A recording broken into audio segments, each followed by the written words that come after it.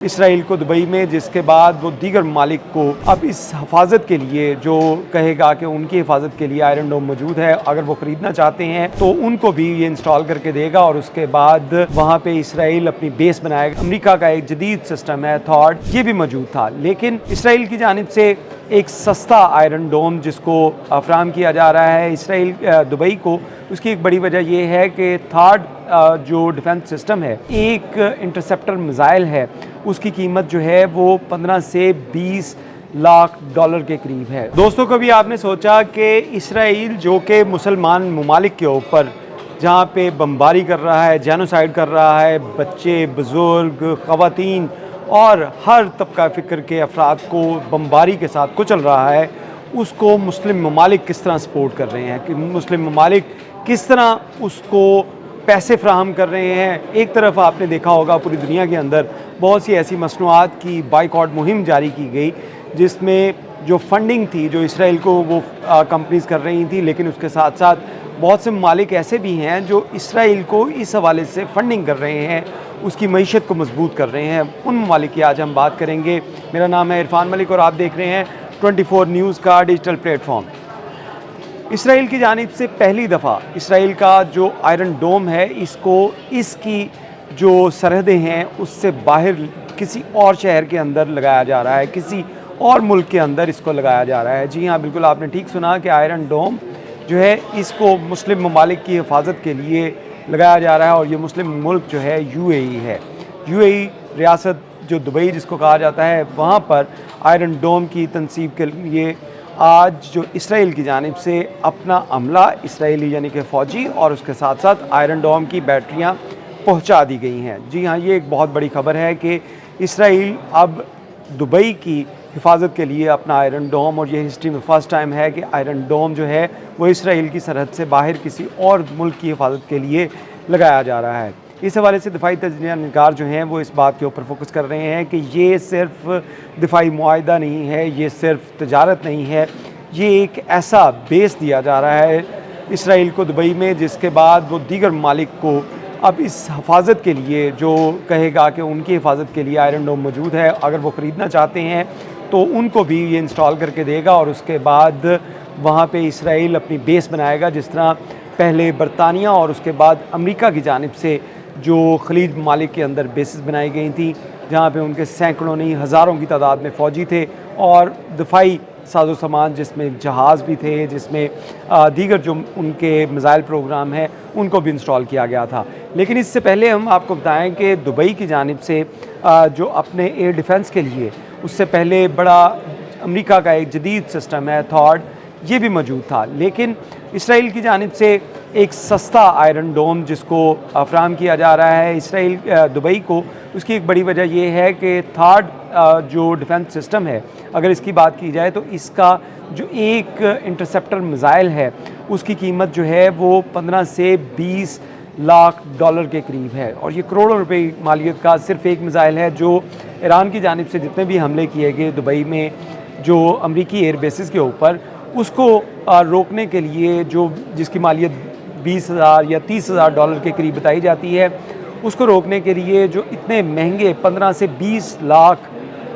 जो डॉलर का missile fire किया जाता था जो उस ड्रोन को रोकता था। और इसी तरह सिर्फ एक ड्रोन को रोकने के लिए सिर्फ एक मिसाइल नहीं, बहुत से मिसाइल चलाने पड़ते थे। तो इस तरह एक बहुत बड़ी रकम जो है वो सिर्फ 20-30 हज़ार डॉलर का जो शाही ड्रोन है उसको गिराने के लिए इस्तेमाल किया जाता था। लेकिन अब इसराइल की जानिब से आयरन डोम जो है, जो इसराइल के अंदर मौजूद है, वो डिफेंस सिस्टम अब दुबई को फ्राहम किया जा रहा है। इसमें 50 मिलियन डॉलर की खतीर रकम जो है वो दुबई जैसा इस्लामी मुल्क जो है वो अब फ्राहम करेगा इसराइल को,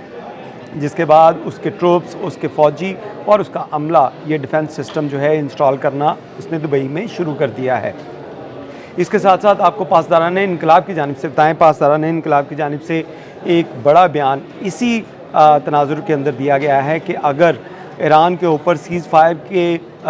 जो दौरान किसी मुल्क की जानिब से कोई ऐसी कार्रवाई की गई जो उसकी सालमियत के लिए ख़तरा बनी, तो उसके बाद वो दुबई जहाँ पे इसराइल की जानिब से आयरन डोम तनसीब की जा रहे हैं वहाँ पर दोबारा से अटैक करेगा। और ये ईरान की वार्निंग है और उसके साथ साथ ईरान की जानिब से अपने जो दिफाई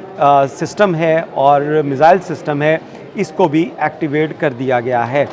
IRGC के मुताबिक तमाम जो अंडरग्राउंड मिसाइल सिटीज़ हैं जिसके अंदर सादिक 3 मिसाइल जिसके बारे में बात की जा रही है कि वो किसी भी आयरन डोम या डिफेंस सिस्टम का मुकाबला कर सकता है, ये बैलिस्टिक मिसाइल है, इसको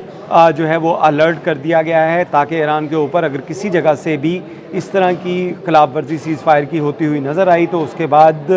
बिला तफरीक जो है उन पॉइंट्स के ऊपर टारगेट किया जाएगा जहां पे अमरीकी फ़ौजियों के अड्डे हैं। और उसमें ये भी कहा गया है कि इसराइल जिस डिफेंस सिस्टम को वहाँ पे लगा रहा है वो अपने मुल्क के अंदर यानी कि इसराइल में, तेल अवीव में या दीगर जो बड़े शहर थे वहाँ पे इन मिसाइल का मुकाबला नहीं कर पाया और इन्हीं मिसाइल की वजह से इसराइल के 5000 से ज़ायद जो बिल्डिंग्स थी वो निस्तो नाबूद हुई। उनमें हज़ारों की तादाद में जो लोग थे इसराइली वो ज़ख्मी हुए और ज़्यादातर ऐसे फ़ौजी